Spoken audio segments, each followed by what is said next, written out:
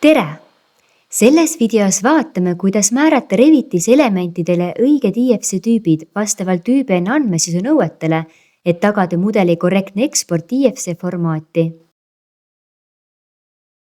ÜBN andmesisu nõuetele vastavas IFC-s on kõik elemendid korrektselt seotud õige IFC klassi ja tüübiga. Kui see on andmesisu tabelis välja toodud, tuleb siduda ka eelmääratud tüübiga. Selleks, et BIM-mudelist saaks eksportida korrektselt koostatud IFC faili, tuleb ehitusosad modelleerida alati selleks ette nähtud Reviti tööriistadega.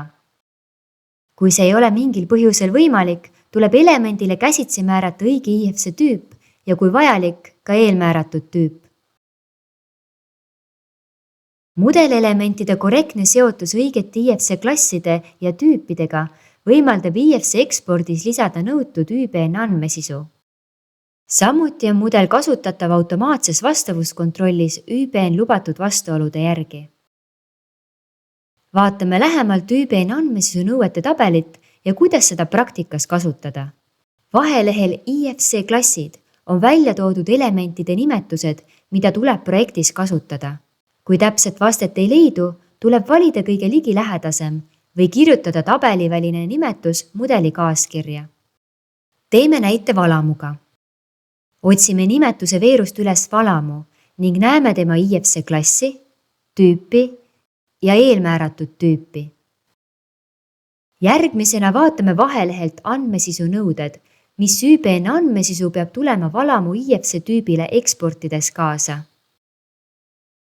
Näeme, et valamul peab IFC-s olema kaasas AR sandtehnika omaduste kogum.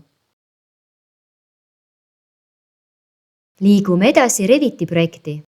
Valamu on modelleeritud generic perekonnana ning selle vaikimisi IFC klass on IFC Building Element Proxy.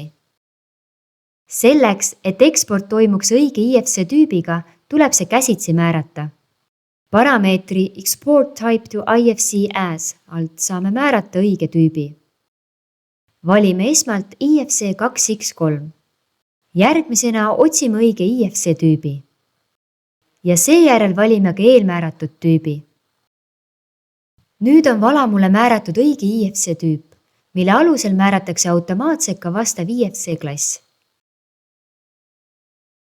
Selleks, et AR sandtehnika andmesisu läheks valamu IFC tüübile kaasa, peab see olema määratud User-Defined Property Seti failis ning see Property Seti fail peab olema valitud IFC eksportimise seadetes.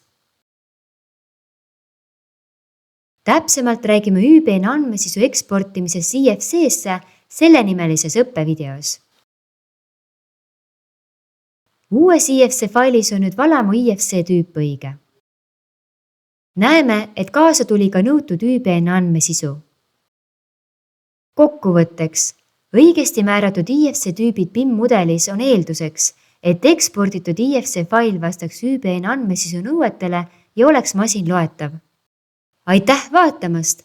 Vaadake ka meie teisi ÜBN teemalisi õppevideoid ning andke kommentaarides märku, milliseid teemasid võiksime veel käsitleda.